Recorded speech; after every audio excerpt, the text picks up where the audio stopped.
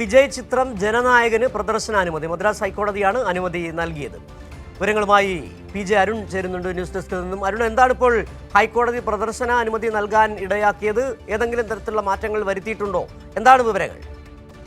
തീർച്ചയായും, കാരണം പ്രത്യേകിച്ച് മലയാളികൾക്കും വളരെയധികം സന്തോഷം നൽകുന്ന ഒരു വാർത്ത തന്നെയാണ് വിജയുടെ ഈ രാഷ്ട്രീയ പ്രവേശവുമായി ബന്ധപ്പെട്ട് അദ്ദേഹത്തിൻ്റെ അവസാനത്തെ ഒരു ചിത്രം എന്നുള്ള രീതിയിൽ വലിയ രീതിയിലുള്ള ഒരു പ്രതീക്ഷയോടെ ആളുകളെല്ലാം കാത്തിരിക്കുന്ന ഒരു ചിത്രമാണ് ഈ ജനനായകൻ എന്ന് പറഞ്ഞാൽ. അതിലാണ് ഇപ്പോൾ പ്രദർശനാനുമതി മദ്രാസ് ഹൈക്കോടതി നൽകിയിരിക്കുന്നത്. ഈ റിവ്യൂ കമ്മിറ്റിയിലെ ഒരു അംഗം സെൻസർ ബോർഡിൽ നൽകിയ ഒരു പരാതിയിൽ മേലായിരുന്നു ഇങ്ങനെ ഒരു സ്റ്റേ കൊണ്ടുവരുവാൻ അല്ലെങ്കിൽ പ്രദർശന അനുമതി നിഷേധിച്ചു കൊണ്ടുള്ള സെൻസർ ബോർഡിൻ്റെ ഒരു നടപടി ഉണ്ടായത്.